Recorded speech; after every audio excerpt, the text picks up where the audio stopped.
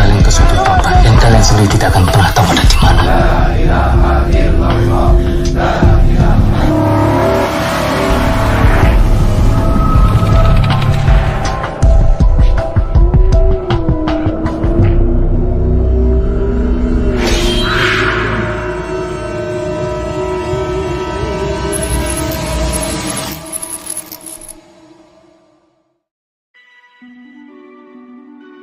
Assalamualaikum warahmatullahi wabarakatuh, sahabat cinta Islam Channel. Hari kiamat adalah hari yang sangat mengerikan, hari di mana dihancurkannya alam semesta. Pada saat itu, semua orang akan sibuk mementingkan dirinya sendiri. Setiap orang akan mencari pertolongan untuk menyelamatkan diri sendiri. Akan tetapi, semua orang pada waktu itu akan binasa karena hari itu adalah hari berakhirnya kehidupan di dunia. Setelah semuanya hancur, maka atas izin Allah Subhanahu wa Ta'ala, manusia akan dibangkitkan dan dikumpulkan pada suatu tempat yang bernama Padang Mahsyar untuk mempertanggungjawabkan segala perbuatannya selama hidup di dunia.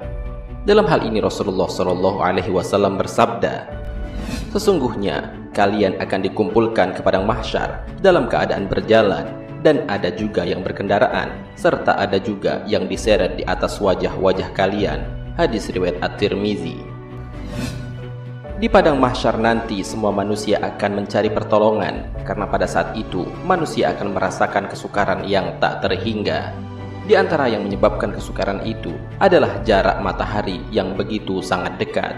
Rasulullah SAW bersabda, "Pada hari kiamat, matahari didekatkan jaraknya terhadap makhluk hingga tinggal sejauh 1 mil.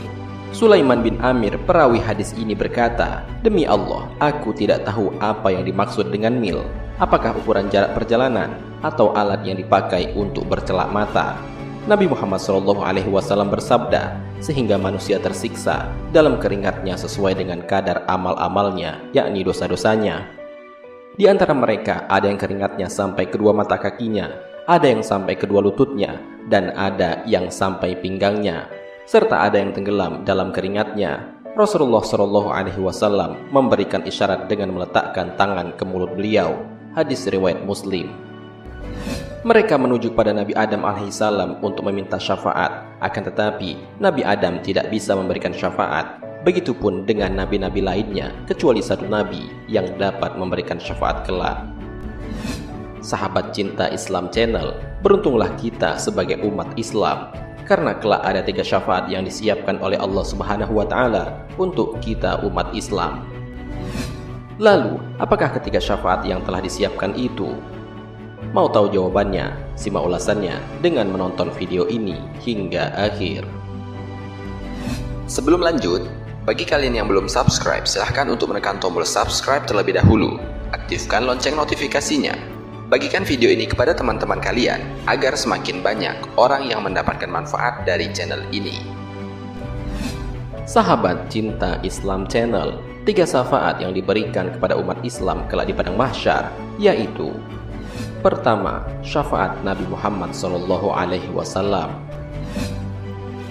Syafaat pertama yang akan didapatkan oleh kita umat Islam adalah syafaat dari Nabi Muhammad SAW. Beliau Nabi Muhammad SAW menyebutkan bahwa setiap para nabi pada dasarnya memiliki doa mustajab. Akan tetapi doa Nabi Muhammad disimpan hingga hari kiamat untuk memberi syafaat kepada umatnya. Hal ini sebagaimana yang telah disabdakan oleh Nabi Muhammad SAW, "Setiap nabi mempunyai doa yang mustajab, maka setiap nabi doanya dikabulkan segera. Sedangkan aku menyimpan doaku untuk memberikan syafaat kepada umatku di hari kiamat. Syafaat itu insya Allah diperoleh umatku yang meninggal tidak menyekutukan Allah dengan sesuatu apapun." Hadis riwayat Imam Muslim, Imam Tirmizi, Imam Ibnu Majah, dan Imam Ahmad. Hadis di atas menjelaskan bahwa syafaat Nabi tersebut akan didapatkan kepada seluruh umat Islam asalkan umatnya tidak menyekutukan Allah sampai ia meninggal. Nabi Muhammad adalah orang pertama yang menjadi pemberi syafaat kelak di Padang Mahsyar.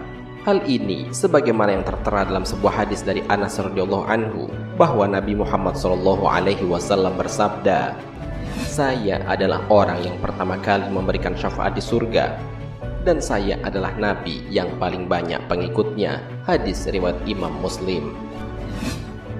Kedua, syafaat Al-Quran. Al-Quran adalah kitab Allah Subhanahu wa Ta'ala yang sangat istimewa. Keistimewaan ini tidak dimiliki oleh kitab-kitab sebelum Al-Quran seperti Taurat, Injil, dan Zabur. Salah satu keistimewaannya adalah ia mampu memberikan syafaat kepada pembacanya. Oleh sebab itu, Nabi menganjurkan kepada umatnya untuk memperbanyak membaca Al-Quran agar kelak mendapatkan syafaat Al-Quran. Rasulullah SAW bersabda, "Bacalah Al-Quran, sesungguhnya ia akan datang di hari kiamat memberi syafaat kepada pembacanya." Hadis riwayat Muslim. Kemudian Nabi Muhammad SAW bersabda, "Rajinlah membaca Al-Quran, karena dia akan menjadi syafaat bagi penghafalnya di hari kiamat." Hadis riwayat Muslim. Hadis ini diperkuat oleh hadis Nabi yang menyatakan bahwa kelak di hari kiamat Al-Quran akan datang memohon secara langsung kepada Allah Subhanahu wa Ta'ala agar menganugerahkan kepada pembacanya sebuah mahkota kemuliaan.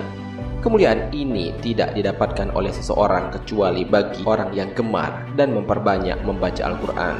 Rasulullah SAW bersabda, "Kelak di hari kiamat Al-Quran akan datang seraya memohon kepada Tuhannya, 'Wahai Tuhan, pakaikanlah kepadanya pembaca Al-Quran.' Kemudian ia dipakaikan mahkota kemuliaan. Kemudian ia memohon kembali, 'Wahai Tuhan, tambahkanlah.'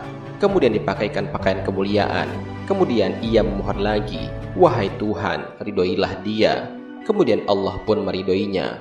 Maka ia berkata, 'Bacalah dan naiklah, sebab setiap satu ayat akan dilipatkan satu kebaikan.' Hadis riwayat Imam Turmuzi.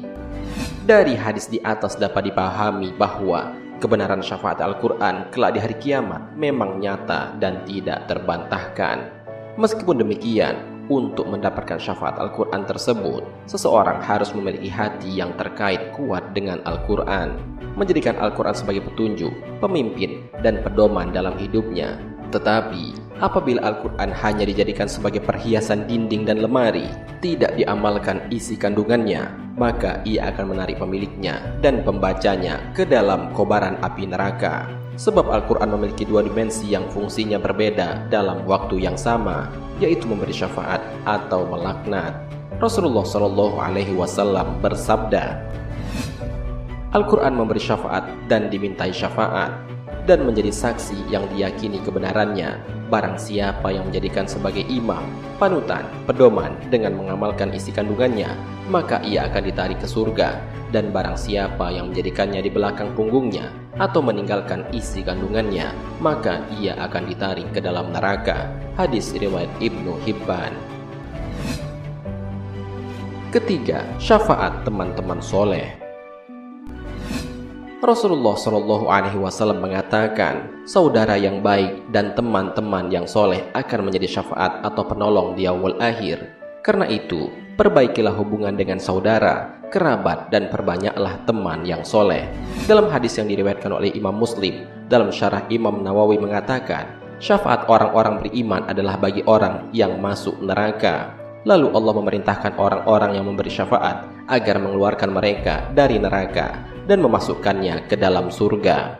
Rasulullah SAW bersabda, setelah orang-orang mukmin itu dibebaskan dari neraka, demi Allah, zat yang jiwaku berada di tangannya, sungguh kalian begitu gigih dalam memohon kepada Allah untuk memperjuangkan hak untuk saudara-saudaranya yang berada di dalam neraka pada hari kiamat.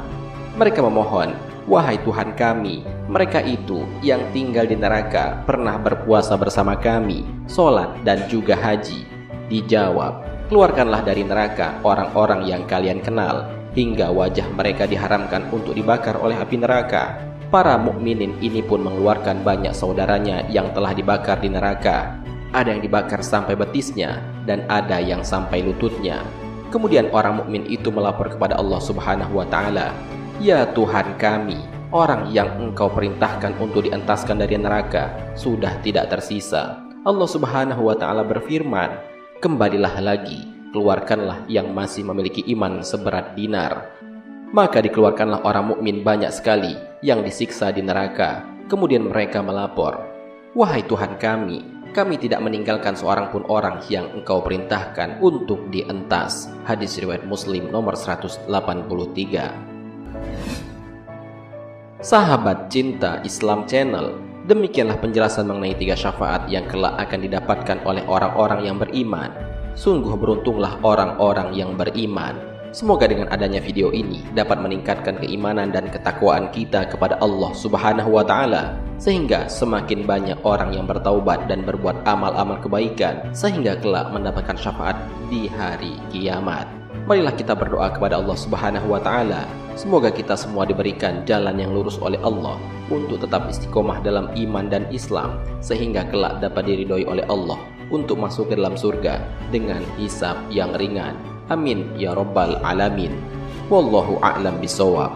Jika terdapat kesalahan dalam penyampaian ini, admin mohon maaf dan itu merupakan kesalahan dari admin sendiri. Jika ada benarnya, itu adalah dari Allah Subhanahu wa Ta'ala. Semoga bermanfaat. Wassalamualaikum warahmatullahi wabarakatuh.